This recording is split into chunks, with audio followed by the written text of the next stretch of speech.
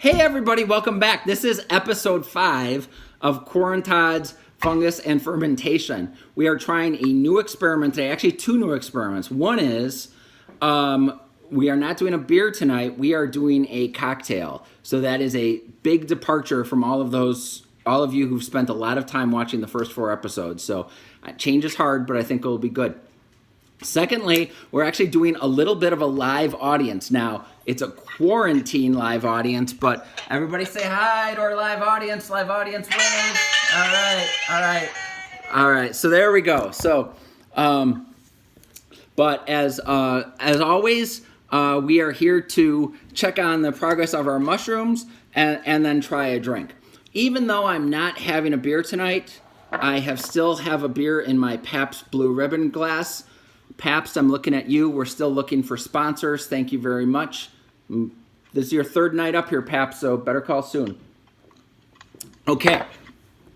A couple things that I'm going to answer from the comments. First of all, I posted a comment. I posted the picture of the t-shirts designed by longtime viewer Allison. Those are not for sale yet, but we're working on it. We may be doing a fundraiser for that. So I will keep everybody posted on that. Secondly, my friend Lindsay recommended if we could do feats of strength. Lindsay, you're welcome to send me any feats of strength, and I will post them. I'm happy to do that. I'm going to show a feats of strength right here. Okay. And then lastly, in a show that we've truly gone international, my friend SL from Singapore asked me, basically, are the mushrooms eating beer? The answer is no. We're only spritzing them with water, but just I think you've given me a season 2 a season 2 idea. So there we go. All right. So now it is time. This is exciting.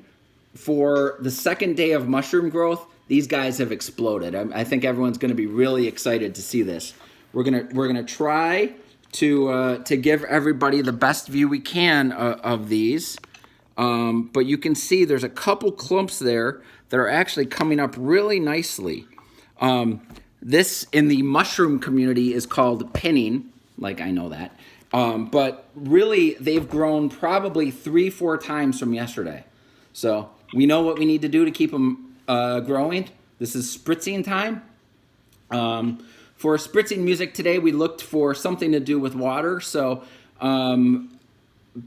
play back to the 90s, a little Blind Melon, No Rain, while we do our spritzing. So, a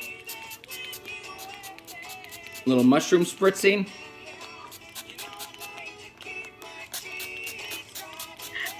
All right, and we're good. Mushrooms are spritzed. So, they're growing fast now. Really excited to see what they look like tomorrow. All right. So that will do it for our spritzing music for the evening. So, brings us to our special part of the show, which is cocktail hour. So, per fan request, rather than a beer, I am going to do a cocktail. So, I learned this cocktail in the fall. I had it at a restaurant in Milwaukee, and I tried to recreate it. It's really a variation on an old-fashioned, which anyone who knows, who's hung around me a little bit, knows I make a pretty good old-fashioned.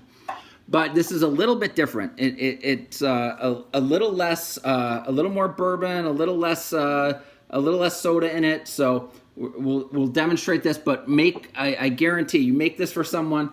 It's a delicious drink. First thing though, you get a nice glass. Check out the ice cube. I have come around to the fact that the large square ice cube is essential. So that's what we're going to start with. Now. We need a little pour of bourbon. Maker's Mark is my official bourbon. You can see here, this is kind of a quarantine version of Maker's Mark bourbon. It's a little low. So hopefully that's still deemed essential, and we'll get out this weekend and get that rectified. So we're gonna start with a good pour of bourbon. And now I'm gonna hit it with a little cherry juice from some maraschino cherries.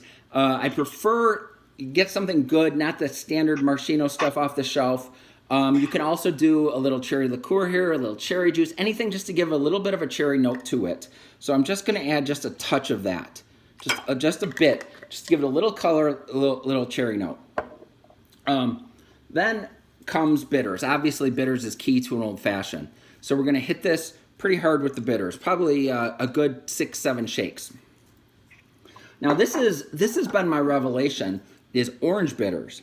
So we're going to, if you don't have orange bitters, you can always use just a little orange rind, even maybe a little orange juice, but a little orange twist, something around that would probably do good. But hit it with good 4, 5, 6 shots of orange bitters. And then lastly, rather than fill this cup up completely, I'm just going to give it a splash. Whoa, we just exploded. We're going to give it just a splash of club soda. So we are going to mix this up all good.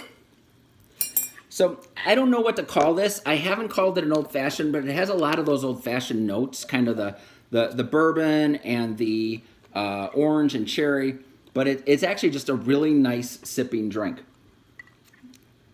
And the nice thing about this is you can experiment with it. Like I said, you can add different cherries. You can even muddle a cherry, add some orange, however you want to do it. But it's just a really good way. If you like old fashions, I think you'll really like this. So, all right, I know what I'm doing for the rest of the night. So we will be back on tomorrow night.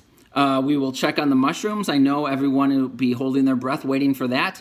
And technical issues allowing, we intend to have our first guest beer taster on as well. So please tune in for that. Please keep the comments coming. I always love responding to questions. Any suggestions, always a welcome. You can send them directly on Facebook comments, direct message me, or send them to me directly through email at quarantodd@gmail.com. And we will try to get to them. So please tell your friends, share this video, and thanks so much. Have a great night.